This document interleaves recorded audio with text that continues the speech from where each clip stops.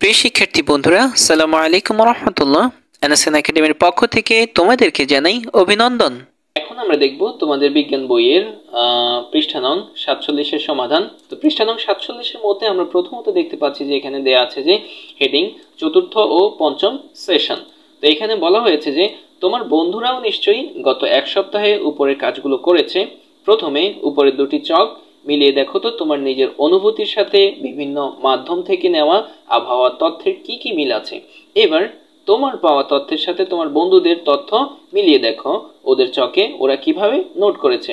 আচ্ছা, এরপরে বলা হয়েছে গত এক সপ্তাহের আবহাওয়ার তথ্যগুলো আরেকটু খুঁটিয়ে দেখো তো প্রথম দিনের সাথে শেষের দিনের কেমন পার্থক্য দেখতে পাচ্ছ। গরম কি আস্তে আস্তে বাড়ছে নাকি কমে যাচ্ছে, আর বৃষ্টিপাতের পরিমাণ এভাবে চলতে থাকলে আগামী এক সপ্তাহে আবহাওয়া কেমন থাকতে পারে ধারণা করতে পারো।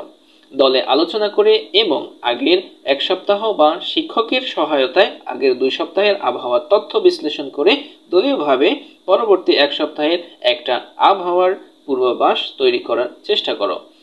টিভিতে যেভাবে আবহাওয়ার বুলেটিন প্রচারিত হয় সেভাবে তোমরাও ক্লাসের বাকিদের সামনে তোমাদের বুলেটিন উপস্থাপন করতে পারো। সাথে পাওয়া পয়েন্ট স্লাইড বা যে হাতে আঁকা পোস্টার ব্যবহার করে উপস্থাপনাটাকে আরো মজার করে তুলতে পারো। আচ্ছা, এরপরে যে আমাদের এখানে যে মূল চকের কাজটি দিয়েছে। তো এখানে বলা হয়েছে যে তোমার দলের তৈরি আবহাওয়ার পূর্বাভাসের সারসংক্ষেপ টুকে রাখো নিচের চকে। তার মানে যে আমাদের এই অধ্যায়ে এই পৃষ্ঠায় আমাদের যে এই চকটি ফিল আপ করা আসলে আমাদের মূল কাজ। তো ডিয়ার স্টুডেন্টস, এটা যে আমরা আমাদের আনসার সেকশনে তোমাদের জন্য খুব সহজভাবে রেডি করে রেখেছি। আর আমাদের ক্লাসগুলো যদি তোমাদের ভালো লাগে অবশ্যই যে আমাদের চ্যানেলে একটি সাবস্ক্রাইব করতে তোমরা ভুলবে না এবং যে আমাদের ভিডিওতে একটি লাইক দিতে ভুলবে না। এই আমাদের আনসার সেকশন 47 পৃষ্ঠার সমাধান। তো আমরা এটা এভাবে রেডি করে রেখেছি। তোমার দলের তৈরি আবহাওয়ার পূর্বাভাসের সারসংক্ষেপ টুকে রাখো নিচের চকে। তো যে আমরা এখানে নমুনা উত্তর দিয়েছি একটা, আমরা আমাদের মতো করে একটি উত্তর সাজিয়েছি। তোমরা চাইলে তোমাদের মতো করেও তোমরা যে এই চকটাকে কাটছাট করে তোমরা তৈরি করতে পারো। তো চলো দেখি আমরা কিভাবে এটা রেডি করেছি। আমরা প্রথমত এখানে দিয়েছি যে 20/4/2024 শনিবার, আর যে তাপমাত্রা ছিল যে 35 ডিগ্রি সেলসিয়াস, আর বায়ুর আর্দ্রতা ছিল যে 75%, আর আকাশের অবস্থা ছিল পরিষ্কার। ঘূর্ণিঝড় বা বৃষ্টিপাতের সম্ভাবনা নেই। মন্তব্য যে পরিবর্তন হতে পারে। আচ্ছা, এরপর আমরা দিয়েছি যে 21/4/2024 রবিবার তাপমাত্রা যে 34 ডিগ্রি সেলসিয়াস, বায়ুর আর্দ্রতা যে 72%, আকাশের অবস্থা যে রৌদ্র উজ্জ্বল, আর যে ঘূর্ণিঝড় বৃষ্টিপাতের সম্ভাবনা নেই, আর মন্তব্য যে পরিবর্তন হতে পারে। এরপর আমরা দিয়েছি যে 24/4/2024 সোমবার তাপমাত্রা 31 ডিগ্রি সেলসিয়াস, বায়ুর আর্দ্রতা যে 78%, আকাশের অবস্থা যে মেঘাচ্ছন্ন, তারপর ঘূর্ণিঝড় বৃষ্টিপাতের সম্ভাবনা আছে, মন্তব্য যে পরিবর্তন হতে পারে।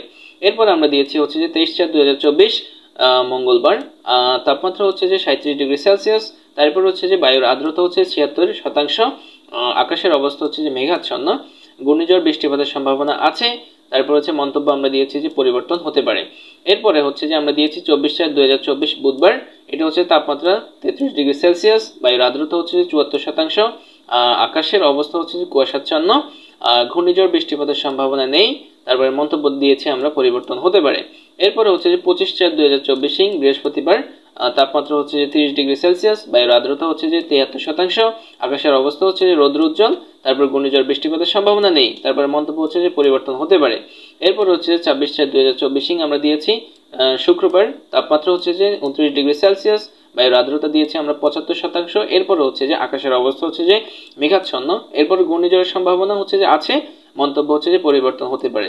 সো ডিয়ার স্টুডেন্টস, এই ছিল আমাদের এই চকটির সমাধান। এরপরে এরপরে এই পৃষ্ঠা বলা হয়েছে যে কোন দলের আবহাওয়ার পূর্বাভাস সবচেয়ে বেশি সত্যি আবহাওয়ার সাথে মিলে গেল তা সপ্তাহের শেষে মিলিয়ে দেখতে ভুলো না যেন। সো ডিয়ার স্টুডেন্টস, এই ছিল মোটামুটি আমাদের 47 পৃষ্ঠার সমাধান। আশা করি তোমরা উপভোগ করেছো। আর আমাদের ভিডিওটি ভালো লাগলে অবশ্যই যে একটি লাইক দিয়ে যাবে।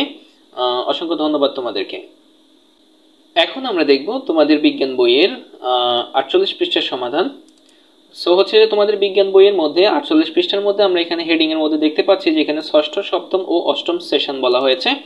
তো এখানে দেয়া হয়েছে যে আবহাওয়া নিয়ে ঘাটাঘাটি করতে গিয়ে একটা বিষয় নিশ্চয়ই বোঝা হয়ে গেছে যে যেসব প্যারামিটারের সাহায্যে আমরা আবহাওয়া বুঝতে চেষ্টা করি সেগুলো নিয়মিত পরিবর্তিত হয়। দিনের বিভিন্ন সময়ে যেমন তোমরা এই পরিবর্তন দেখছো, তেমনি এও দেখছো যে প্রতিদিন একই সময়ে ঠিক একই রকম আবহাওয়া থাকে না। এমনকি বছরের সব সময়েও একই রকম গরম বা ঠান্ডা থাকে না।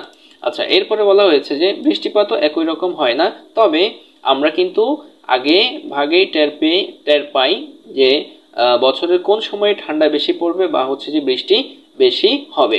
সেজন্য বর্ষাকাল এলেই ছাতা কেনার তোড়জোড় শুরু হয়ে যায়। আবার শীত আসার আগেই বাসা বাড়িতে আলমারি থেকে ল্যাপ কম্বল নামিয়ে রোদে দেওয়ার হিড়িক পড়ে। ওয়াও, অনেক সুন্দর একটা অধ্যায়।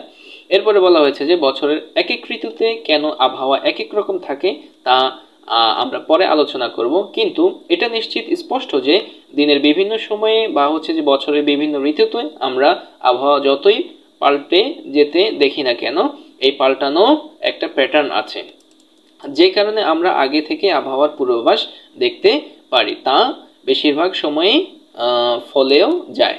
আচ্ছা, এরপরে বলা হয়েছে যে তোমরা ইতিমধ্যেই জেনে গেছো যে আবহাওয়ার এই সমস্ত উপাদান, যেমন হচ্ছে যে বায়ুচাপ, আর্দ্রতা, তারপর হচ্ছে তাপমাত্রা, বৃষ্টিপাতের পরিমাণ ইত্যাদি, হলো সূর্য, পৃথিবী এবং পৃথিবীকে ঘিরে যে বায়ুমণ্ডল, এদের ভেতরকার পরস্পরের সাথে বিভিন্ন ক্রিয়ার ফল। আচ্ছা, তার মানে কি দাঁড়ালো? এদের মধ্যকার যাবতীয় ক্রিয়া বিক্রিয়ার ফলে সাদা চোখে আমরা যা পরিবর্তন দেখি সেটাও একটা প্যাটার্ন আছে। অর্থাৎ বছরের নির্দিষ্ট সময়ে নির্দিষ্ট জায়গার আবহাওয়া একেবারেই একই না হলেও মোটামুটি কাছাকাছি থাকে। আচ্ছা, অনেক সুন্দর কথা। এরপরে বলা হয়েছে যে এই যে বছর বছর আমরা একই ঋতু আর হচ্ছে যে একই রকম আবহাওয়া ঘুরে ফিরে দেখি, লম্বা সময়ের ক্ষেত্রেও সব সময় কি ব্যাপারটা একই থাকে? নিচের চকে বাংলাদেশ সহ পৃথিবীর কয়েকটি দেশের অনেক বছর পর পর তাপমাত্রা কি দাঁড়িয়েছে তা দেওয়া হলো। তোমার বন্ধুর সাথে আলাপ করে দেখো তো সময়ের সাথে এই কয়টা দেশের তাপমাত্রা কোনো পরিবর্তন দেখছে কিনা, আর বিভিন্ন শহরের এই পরিবর্তনের মধ্যে কোনো মিল খুঁজে পাও কিনা। আচ্ছা, তো এখানে বলা হয়েছে যে এখানে প্রথমত দিয়েছে যে হচ্ছে যে সেলসিয়াস স্কেলে 5 বছরের গড় তাপমাত্রা। আচ্ছা, তো এখানে দিয়েছে এরপরে 20 শতকের শুরুতে, তারপরে হচ্ছে 20 শতকের মাঝামাঝিতে, তারপর হচ্ছে যে একবিংশ শতকের শুরুতে। এটা হচ্ছে যে একটা চার্ট দিয়েছে। তো বাংলাদেশে হচ্ছে যে 20 শতকের শুরুতে হচ্ছে যে তাপমাত্রা ছিল হচ্ছে যে 25.01 ডিগ্রি সেলসিয়াস।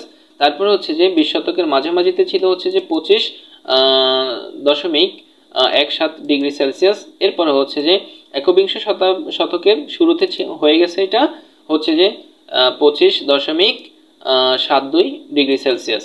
এরপর হচ্ছে যে মালদ্বীপে হচ্ছে যে 20 শতকের শুরুতে ছিল হচ্ছে 27.63 ডিগ্রি সেলসিয়াস। এরপর হচ্ছে যে 20 শতকের মাঝামাঝিতে এটি হয়েছে 27.54 ডিগ্রি সেলসিয়াস। এরপর হচ্ছে যে একবিংশ শতকের শুরুতে এটি হয়েছে যে 27.85 ডিগ্রি সেলসিয়াস। এরপর হচ্ছে যে আইসল্যান্ডে হচ্ছে যে 20 শতকের শুরুতে হচ্ছে যে তাপমাত্রা ছিল হচ্ছে যে 1.22 ডিগ্রি সেলসিয়াস। তারপর হচ্ছে যে 20 শতকের মাঝামাঝিতে এটি হয় হচ্ছে যে 1.72 ডিগ্রি সেলসিয়াস। এরপর হচ্ছে যে একবিংশ শতকের শুরুতে এটি এসে দাঁড়ায় হচ্ছে 2.28 ডিগ্রি সেলসিয়াসে। তো এরপরে বলা হয়েছে যে তোমরা চিন্তা করে যা পেলে তা পরের পৃষ্ঠার চকে টুকে নাও। সো ডিয়ার স্টুডেন্টস, এই ছিল আমাদের 48 পৃষ্ঠা। এখন আমরা দেখব তোমাদের বিজ্ঞান বইয়ের 49 পৃষ্ঠার সমাধান। এখানে সুন্দর একটি আসলে ছবি দেয়া আছে, এটা দেখে আমার কাছে ভালো লেগেছে। সো হচ্ছে যে আমরা দেখি এখন এই পৃষ্ঠায় আমাদের কি কাজ আছে। তো এই পৃষ্ঠার মধ্যে আমরা একদম টপের মধ্যে আমরা দেখতে পাচ্ছি যে আমাদেরকে এখানে দুইটি চক দিয়েছে। এই দুইটা চক হচ্ছে যে আমাদেরকে ফিল আপ করতে হবে, যা হচ্ছে যে আমরা পূর্বের পেজ নাম্বার 48-এর মধ্যে অলরেডি আলোচনা করেছি। এখান থেকে তথ্য নিয়ে এটা ফিল আপ করতে হবে। তো চলো দেখি আমরা এখানে কি বলা হয়েছে। এখানে বলা হয়েছে যে এই তিনটি দেশের আবহাওয়া সময়ের সাথে পরিবর্তন ঘটছে কিনা। এই যে কোন তিনটি দেশ? এই তিনটি দেশ, এই যে এখানে যে তিনটি দেশের বিবরণ দিয়েছে, এই তিনটি দেশের আবহাওয়া সময়ের সাথে পরিবর্তন ঘটছে কিনা এই জিনিসটা হচ্ছে যে আমাদেরকে কি করতে হবে, এখানে লিখতে হবে। আর বলা হয়েছে যে পরিবর্তনের মধ্যে কোনো মিল খুঁজে পাচ্ছ কিনা এটা। সো ডিয়ার স্টুডেন্টস, এই চকটির সমাধান আমরা আমাদের আনসার সেকশনে রেডি করে রেখেছি। যদি আমাদের ক্লাসগুলো তোমাদের ভালো লাগে অবশ্যই হচ্ছে যে একটি লাইক দিতে তোমরা ভুলবে না, এবং হচ্ছে যে আমাদের চ্যানেলে যারা এখনো সাবস্ক্রাইব করেনি আমরা আশা করব যে তোমরা সাবস্ক্রাইব করে ফেলবে এবং হচ্ছে যে আমাদের ভিডিওগুলো খুব বেশি তোমরা এনজয় করবে। চলো আমরা এখন আমাদের আনসার সেকশনে চলে যাচ্ছি। এই হচ্ছে আমাদের 49 পৃষ্ঠার সমাধান। তো এখানে যে ইনস্ট্রাকশনটি দিয়েছে, বলা হয়েছে যে এই তিনটি দেশের আবহাওয়া সময়ের সাথে পরিবর্তন ঘটছে কিনা। তো আমরা লিখেছি যে বাংলাদেশ, মালদ্বীপ ও আইসল্যান্ড এই তিনটি দেশের আবহাওয়া সময়ের সাথে পরিবর্তন ঘটছে। আচ্ছা, এরপরে হচ্ছে বলা হয়েছে পরিবর্তনের মধ্যে কোনো মিল খুঁজে পাচ্ছ কিনা। এটা হচ্ছে যে কোনো মিল আমরা খুঁজে পাইনি। তো আমরা লিখেছি এখানে হচ্ছে যে কোনো মিল খুঁজে পাওয়া যায় না। আচ্ছা, তো এরপরে হচ্ছে যে এই পৃষ্ঠার শেষে দিয়ে কিছু কথা লেখা আছে। তো এখানে বলা হয়েছে যে তোমাদের আলোচনার ফলাফল ক্লাসে বাকিদের সাথেও শেয়ার করো, দেখো অন্যরা কি বলছে। এবার তোমার অনুসন্ধানী পাঠ বই থেকে জলবায়ুর অংশটা পড়ে নিয়ে আবার আলোচনায় যোগ দাও। আচ্ছা, তারপরে হচ্ছে যে বলা হয়েছে যে দেখতেই পাচ্ছ যে আপাত দৃষ্টিতে প্রতি বছর বিভিন্ন ঋতুতে একই রকম আবহাওয়ার পুনরাবৃত্তি হয় বলে মনে হলেও আসলে লম্বা সময় ধরে দেখলে পৃথিবী জুড়েই জলবায়ুর পরিবর্তন ঘটছে এবং সেটার পক্ষে যথেষ্ট প্রমাণ আছে। আচ্ছা, জলবায়ু পরিবর্তনের একটা বড় নির্দেশক হচ্ছে যে তাপমাত্রার পরিবর্তন। এখন তাপমাত্রা পরিবর্তন কেন হয়, বায়ুমণ্ডল তাপ ধরে রাখেই বা কিভাবে, এই প্রশ্নের উত্তর জানতে তোমাদের একটা ছোট্ট পরীক্ষা করতে হবে। এই পরীক্ষা তোমরা বাড়িতে বা ক্লাসে যে কোনো জায়গায় করতে পারো। সো ডিয়ার স্টুডেন্টস, এই ছিল মোটামুটি আমাদের 49 পৃষ্ঠার সমাধান। আশা করি তোমরা বুঝতে পেরেছো। যদি আমাদের ভিডিওটি ভালো লাগে অবশ্যই হচ্ছে যে একটি লাইক দিয়ে যাবে। তোমাদেরকে অসংখ্য ধন্যবাদ।